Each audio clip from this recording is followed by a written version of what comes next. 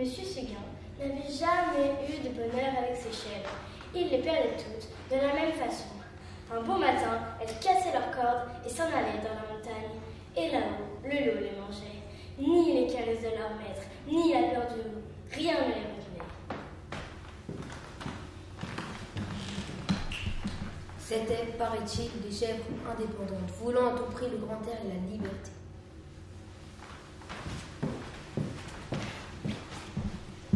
Après avoir perdu 6 chèvres de la même manière, on en assistait une 7e. Mais cette fois, il est temps de la prendre toute jeune pour qu'elle s'habitue mieux à demeurer chez lui.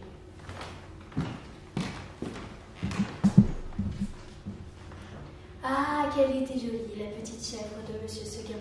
Qu'elle était jolie avec ses yeux doux, sa barbiche de sous-officier, ses sabots noirs et luisants, ses cornes zébrées et ses longs poils blancs.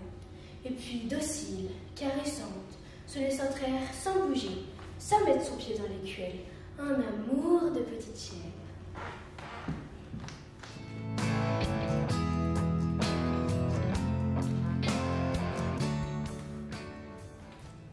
Il attacha un pieu au plus bel endroit du pré en ayant soin de lui laisser beaucoup de cordes, et de temps en temps, il venait voir si elle était bien.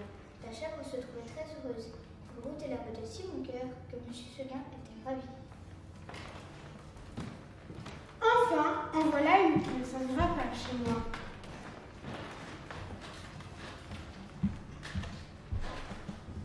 Comme on doit être bien là-haut, quel plaisir de gambader dans la bruyère, sans cette mousillonge qui vous écorche le cou. C'est bon pour l'âne, pour le veuve de monter dans un clou.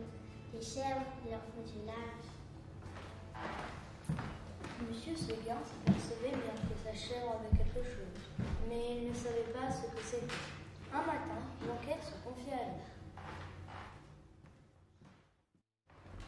Écoutez, Monsieur Seguin, je me languis chez vous. Laissez-moi aller dans la montagne. Ah mon Dieu, elle aussi. Comment, l'enquête? Tu veux me quitter? Oui, Monsieur Seguin. Est-ce que l'herbe te manque ici? Oh non, Monsieur Seguin. Tu es peut-être attaché de trop court. Veux-tu que j'allonge la corde? Ce n'est pas la peine, Monsieur Seguin. Alors, qu'est-ce qu'il te faut? Qu'est-ce que tu veux? Je veux aller dans la montagne, Monsieur Seguin. Mais, malheureuse, tu ne sais pas qu'il y a le loup dans la montagne. Que feras-tu quand il viendra? Je lui donnerai des coups de corps, Monsieur Seguin. Le loup se moque bien de tes cornes. Il m'a mangé tes pics, autrement encore né que toi. Tu sais bien, la vieille Renaud qui était ici l'an dernier, maîtresse chèvre, forte et méchante comme un bouc.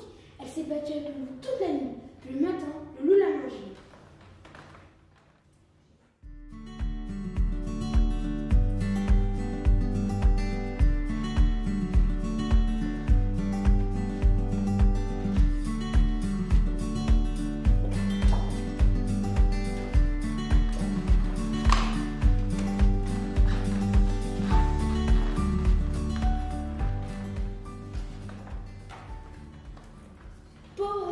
Cela ne fait rien, Monsieur Seguin. Laissez-moi aller dans la montagne. Volonté divine, mais qu'est-ce qu'on leur a donc fait à mes chèvres? Encore une que le loup va me manger. Eh bien non, je te sauverai malgré toi. Continue et de peur que tu me rompes ta corde, je vais t'enfermer dans l'étable et tu resteras toujours.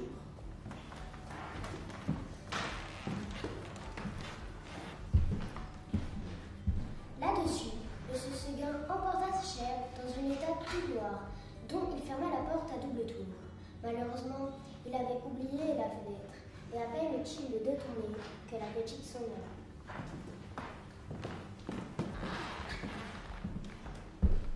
Quand elle arriva dans la montagne, ce fut un ravissement général. Jamais les vieux sapins n'avaient rien vu d'aussi joli. On la reçut comme une petite reine. Les châtaigniers se baissaient jusqu'à terre pour la caresser du bout de leurs branches. Les genêts d'or s'ouvraient sur son passage et sentaient bon tant qu'ils pouvaient. Toute la montagne lui fut faite.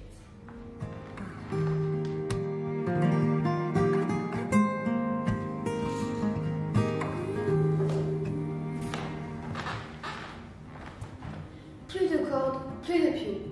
Rien qui l'empêcha de gambader, de brouter à sa guise. C'est là qu'il y en avait de l'herbe, jusque par-dessus les cordes. Et quelle herbe!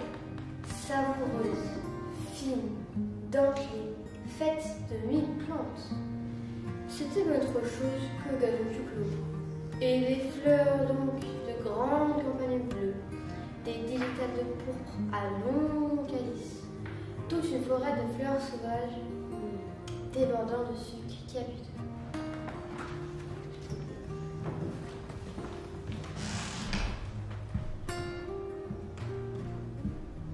La chèvre blanche, à moitié, se vaudrait. Les gens volaient et rouaient le métal. Pêle-mêle avec les feux tombés et les châtaignes.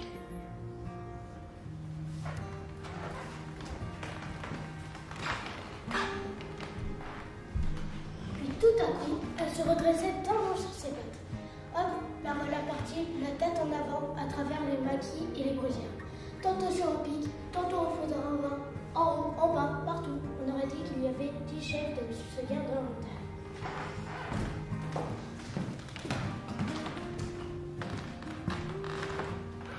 C'est qu'elle n'avait peur de rien, la blanquette.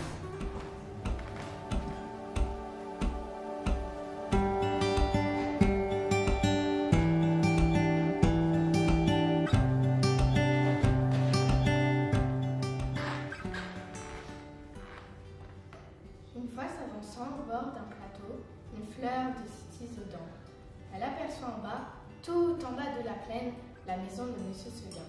Cela la fait rire aux larmes.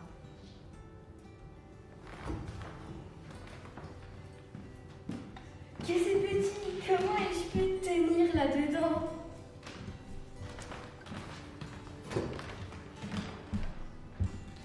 Pauvrette de se voir si haut perché. Elle se croyait au moins aussi grande que le monde.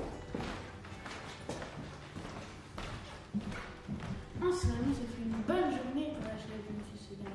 Mais tout à coup, le vent fraîchit, la montagne devint violette. C'était le soir. Déjà?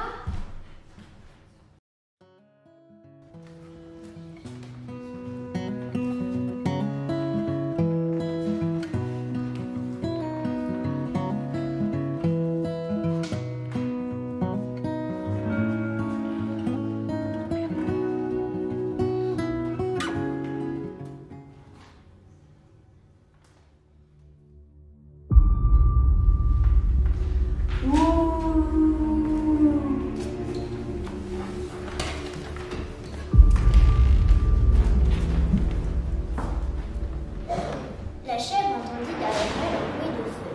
Elle se retourna et vit dans l'ombre deux yeux qui reluisaient. C'était le loup.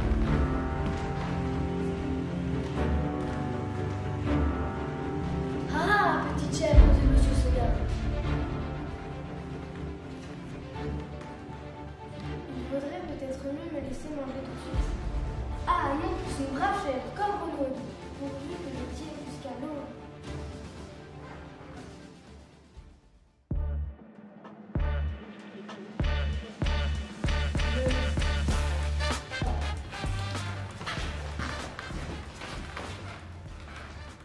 Bien sûr, Blanquette n'eut pas l'espoir de tuer le loup.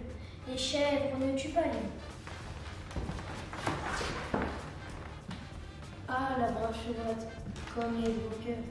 10 fois, elle força le loup reculer pour reprendre la tête. L'enquête redoubla. 2 coups de corde, de louche, 2 coups de dents. Une lueur pâle parut dans l'horizon. La pauvre bête n'attendait plus que le jour pour mourir. L'une après l'autre, les étoiles s'éteignirent, les lueurs pâles parurent dans l'horizon. Blanquette s'allongea par terre dans sa belle forme blanche. Alors le loup